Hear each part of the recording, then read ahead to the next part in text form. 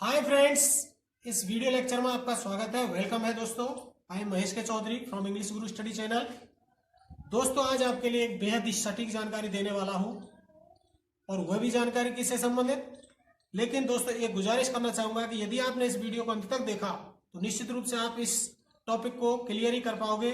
तो दोस्तों, जैसा आप देख सकते हो कि मैं BMW कार खरीद सकता हूं, वह खली को परास्त कर सकता है, मैं पहेली को हल कर सकता हूं। इस प्रकार के सेंटेंसेस को अपन यदि अंग्रेजी में बनाते हैं, ट्रांसलेशन करते हैं, जो हमें स्पोकन में बहुत ही ज्यादा आवश्यकता होता है, तो इस प्रकार के सेंटेंस को बनाने के लिए अपन किसका प्रयोग करेंगे, कैसे बनाएंगे इस सेंटेंस को। तो दोस्तों, मैं आपसे कहता हूं कि आप इस वीडियो को अंत तक देखें ताकि आप पूरा का पूरा जो लाभ है जानकारी उसे ले सकें। तो थैंक यू दोस्तों, बिना कोई देरी किए आइए शुरू करते हैं आज का वीडियो। तो दोस्तों, मैं आज जानकारी देने वाला हूं आपके लिए कैन, यानी कैन का प्रयोग। यानी कैन जो मॉडल वर्ब होती है, जिनको अपन सेकेंडरी वर्ब के नाम से भी जानते हैं, उस कैन का जो प्रयोग है वो किस प्रकार होता है। तो कैन का प्रयोग तीन रूपों में किया जा सकता है। कैन का प्रयोग क्षमता जानने के लिए करते हैं। कैन का प्रयोग क्षमता, और क्षमता कितने प्रकार की होती है? क्षमता होती है तीन प्रकार की। एक क्षमता होती है दिमाग की क्षमता, जिसको कहते हैं एबिलिटी। एक क्षमता होती है धन की क्षमता, जिसको कहते हैं कैपेसिटी। और एक क्षमता होती है पावर, यानी शरीर की शक्ति।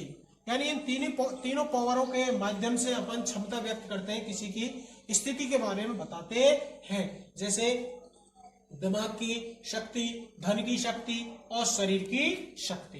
तो देखिए, मैंने एग्जांपल यहां दे रखे हैं, उनको देख सकता हूं। जैसे मैं कार खरीद सकता हूं, तो यहां पर कार खरीदने का सामर्थ्य है मेरे अंदर। क्या है? मेरे पास धन है, इसलिए मैं कार खरीद सकता हूं। वह इस पोल को उठा सकता है, यानी पोल उठाने के लिए उसमें ताकत है। तो ये किस प्रकार की शक्ति हो गई, क्षमता हो गई?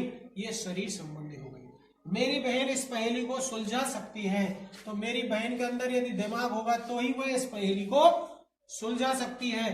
तो इस प्रकार के सेंटेंसेस को यदि अपन बनाते हैं तो अपन कैन मॉडल वर्ब का प्रयोग करते हैं, और कैन मॉडल वर्ब के माध्यम से आप हजारों सेंटेंसेस बना सकते हैं, जो हमें रोजाना के रोजाना स्पोकन इंग्लिश और रिटन इंग्लिश में काम आते हैं।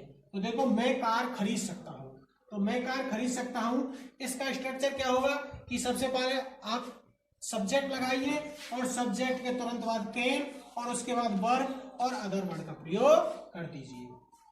मैं कार खरीद सकता हूं, I can buy A car. वह BMW कार खरीद सकता है, he can buy a BMW car. इसको नेगेटिव भी बना सकते हैं हम, मैं कार नहीं खरीद सकता हूं, I can't by A car. और इंटेरोगेटिव भी बना सकते हैं, can I by A car. और नेगेटिव प्लस इंटेरोगेटिव भी बना सकते हैं, can I not by A car, या आप कह सकते हो can't I by A car.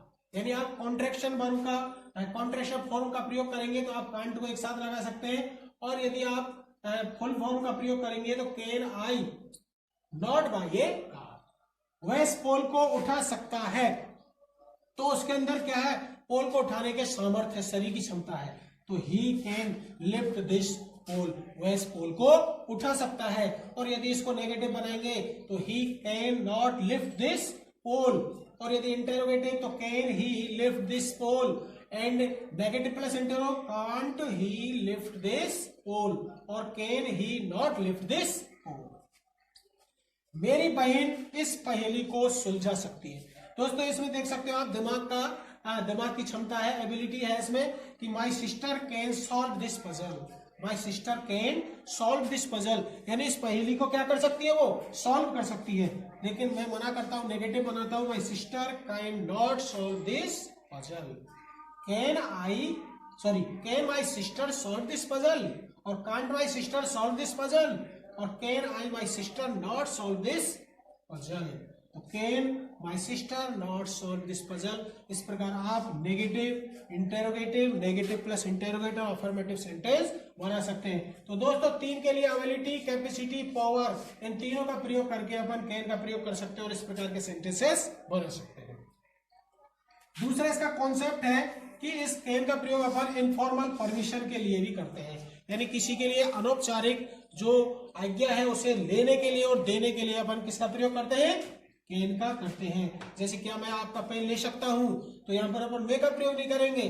Can I take your pen, मैं आपका पेन ले सकता हूँ। हाँ, आप यहाँ बैठ सकते हो। जैसे मैंने किसी बात दे दी, yes you can sit here. तो हजारों सेंटेंसेस इस प्रकार आप बना सकते हो कैन के माध्यम से। Can I take your mobile, yes you can take my mobile. Can I drive this motorcycle, और can I drive this bike, yes you can drive this. Next है आप कि कैन का प्रयोग अपन करते हैं बी वर्ब के साथ, कैन बी। और बी का मतलब मैंने आपको पहले वीडियोज में बता दिया, वहां आप देख सकते हो कि जो बी होता है उसका अर्थ होने का अर्थ में होता है, या उसका अर्थ होता है बनने के अर्थ में। बी माने होना या बनना।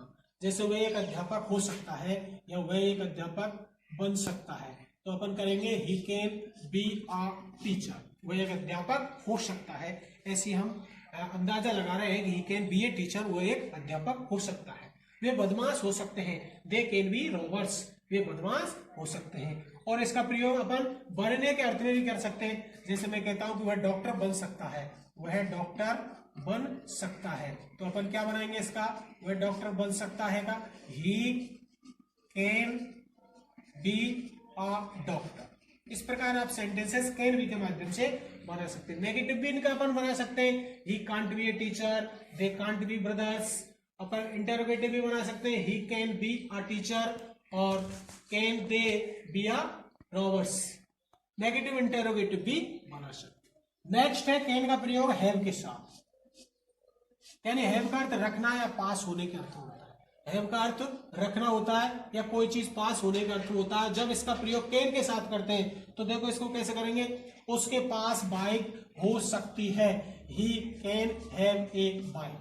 यानी उसके पास एक बाइक हो सकती है और बाइक रख सकता है, ऐसा अपन आइडिया लगा रहे हैं, अंदाजा लगा रहे हैं। मेरे पास कुछ पैसे हो सकते हैं, I can have some coins.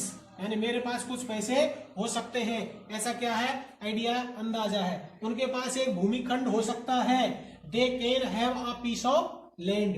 तो इस प्रकार आप कैन हैव के माध्यम से भी सेंटेंसेस बना सकते हैं, जो अपन के लिए स्पोकन में खूब प्रचलित सेंटेंसेस है। इनके प्रयोग के माध्यम से अपन इंग्लिश बोल सकते हैं।